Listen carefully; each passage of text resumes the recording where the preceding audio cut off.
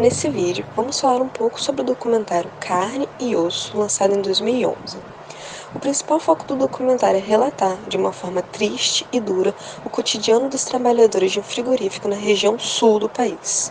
Em meio a relatos dos próprios funcionários e também com a opinião de especialistas quando o assunto é direito trabalhista, incluindo uma terapeuta ocupacional, o vídeo busca comover a quem assiste e também mostrar a realidade desses trabalhadores.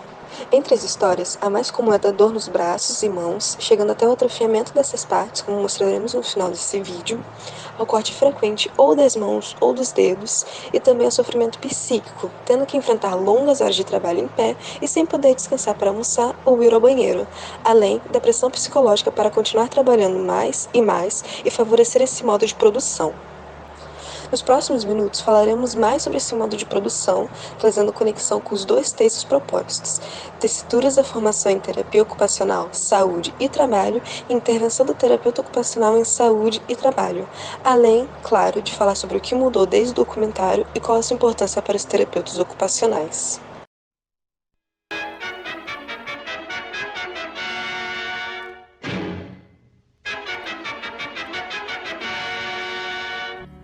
O modelo de produção implementado nos frigoríficos vistos no documentário ainda carrega características semelhantes ao Fordismo e Taylorismo, meios de produção que surgiram no final do século XIX e início do século XX, e tinham como objetivo principal garantir o aumento da produção industrial.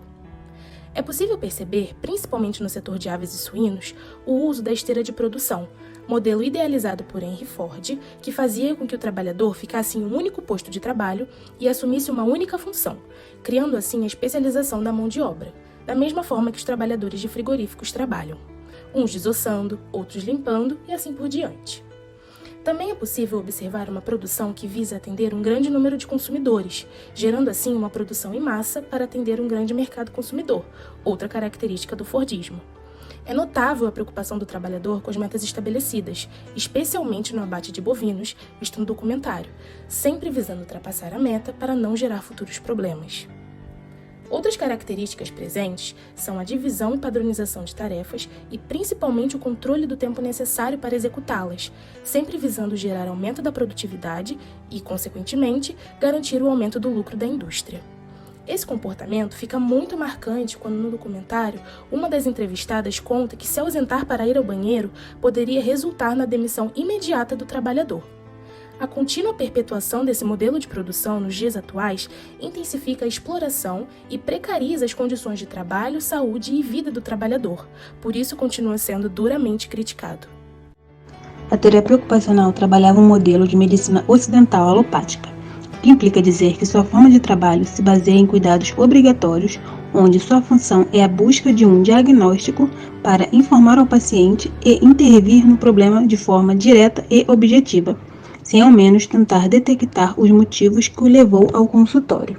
No texto Terapia Ocupacional, Saúde e Trabalho, são apontados o crescimento do profissional de terapia ocupacional, onde sua forma de intervir se tornou mais ampla, ultrapassando o modelo biomédico.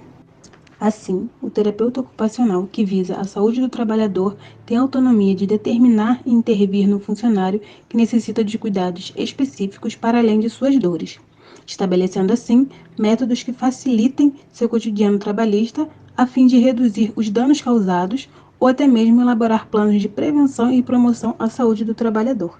E dentro do documentário Carne e Osso, onde apresenta uma precariedade aos funcionários, tanto de equipamentos seguros quanto a falta de preocupação com sua saúde dentro e fora do local de serviço, o terapeuta executaria ali um trabalho primordial, podendo intervir nas situações de risco e auxiliar nas modificações que iriam atender às necessidades do seu paciente, para que assim seus meios avaliativos surtissem efeitos no tratamento do empregado. Após as informações apresentadas a este vídeo, assim como a busca ativa de dados, há muito a se pensar diante das condições de trabalhos a serem oferecidas pelos frigoríficos. A partir dos anos 90 e a mecanização da produção frigorífica, a mão de obra foi reduzida. Porém, isso não significou que o ritmo fora reduzido. Mesmo com menos trabalhadores, a cadeia de produção fora acelerada para suprir a demanda do mercado. Como consequência, diversos acidentes, trabalhadores adoentados físico, mental e ocupacionalmente foram relatados e expostos ao longo de 10 anos e, como mostrado em Carne e Osso, contribuíram para a criação e implementação da NR36, a norma regulamentadora dos frigoríficos. Após este momento, a ANR ainda passou por alterações significativas em 2016 e 2018, incluindo medidas protetivas ao manuseio de maquinários de abate, corte e serra. Infelizmente, embora tenha sido uma conquista importante, o perigo ainda continua presente. O jornal Le Monde Diplomatique Brasil, em uma matéria de 2 de dezembro de 2021, expôs o crescente número de casos em apenas 4 anos.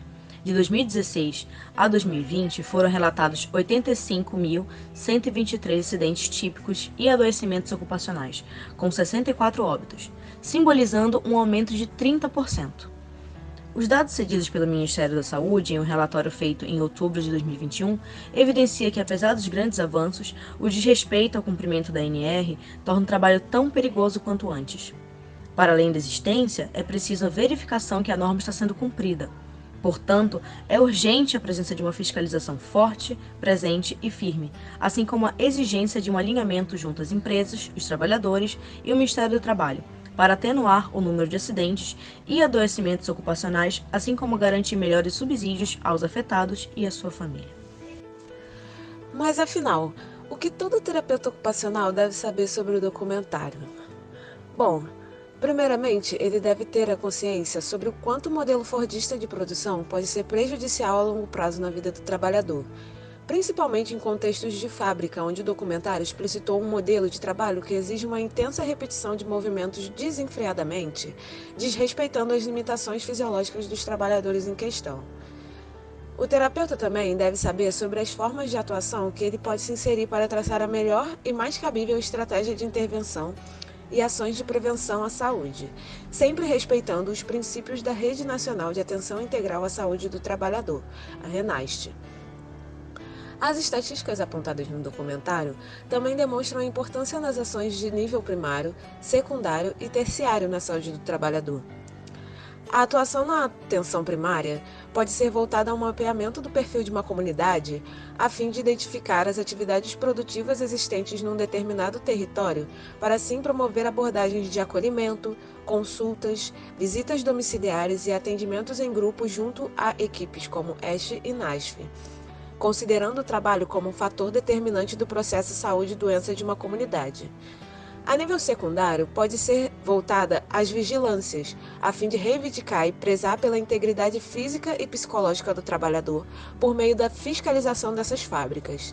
E a nível terciário, na notificação da identificação dos fatores de risco de uma determinada atividade no ambiente de trabalho.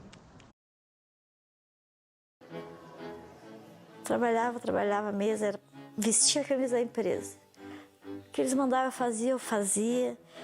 Eu era, às vezes, até contra o sindicato. Fiz uma vez até um manifesto contra, que hoje eu me arrependo muito, muito mesmo. Se eu pudesse voltar atrás, a gente não pode voltar.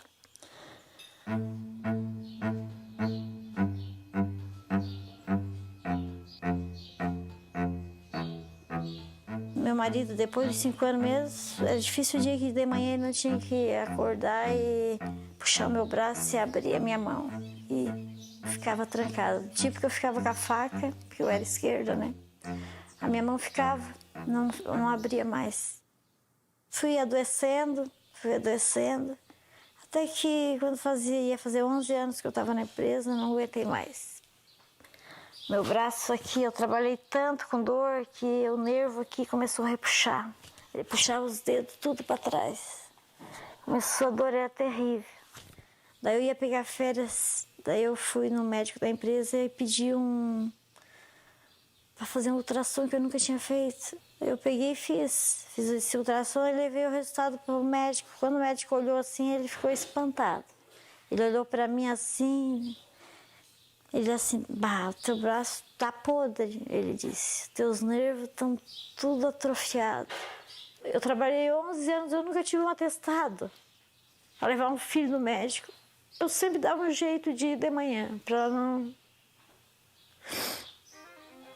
Eles chegaram até a dizer que a minha dor, meu problema era devido a eu ir trabalhar de moto. Até isso, eles...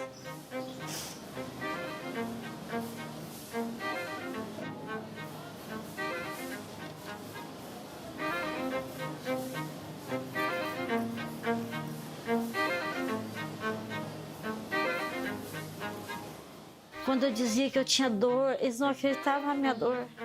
Isso que era triste. Eu ia lá na enfermaria desatinada, chegava a ficar vermelha, assim, tanta dor, suar frio, assim, eles não acreditavam.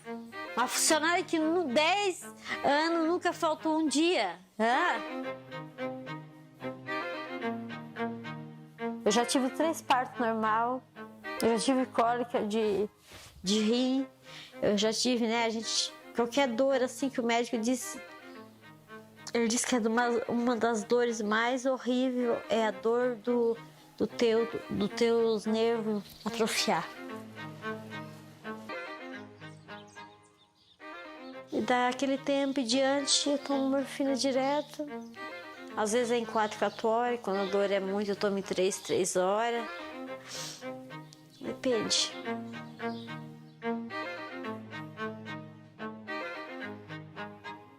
Eu não sabia fazer nada com essa mão, porque eu era esquerda, né? Essa aqui pra mim agora é esquerda. Tem que aprender a fazer tu comer. Os primeiros dias cair no chão, é a mesma coisa que tu ir comer com a outra mão, é terrível. Daí fui aguentando, aí meu marido começou a brigar comigo. Aí quando eu fazia 10, ia fazer 11 anos, aí meu marido disse, tu sai de lá, todo dia de manhã ele tinha que abrir a minha mão, fazer massagem, que eu não abria mais a mão. Os dedos ficavam tudo atrofiados assim, ó. Era horrível, duro assim. E eles fizeram um dia, eu entrei com os dedos lá assim, e fizeram o último dia que eu trabalhei, fizeram colocar a faca no meio dos dedos assim. Trabalhar o dia inteiro assim. Nunca me esqueço. A encarregada ainda veio em cima de mim e chamou a encarregada da outra e bota os dedos aí, bota a faca aí no meio e dá-lhe pau aí. Um dia que meu marido não conseguiu abrir mais a minha mão. Todo dia ele abria os dedos e aquele dia os dedos não voltaram mais. Os dedos ficaram atrofiados, não aguentou mais. Ele, mesmo que ele abria, eles vinham sozinhos, o nervo se repuxava, ele viu o nervo repuxar. Ele enlouqueceu, eu cheguei lá na enfermaria, fui até mais cedo. Eles olharam assim, deixaram ainda numa fila enorme, esperando para ser atendida. Aquele dia foi o dia que eu me desesperei. E daí eu pensei assim, meu Deus, o que eu fiz na minha vida? Eu tinha nem 36 anos, 35 anos.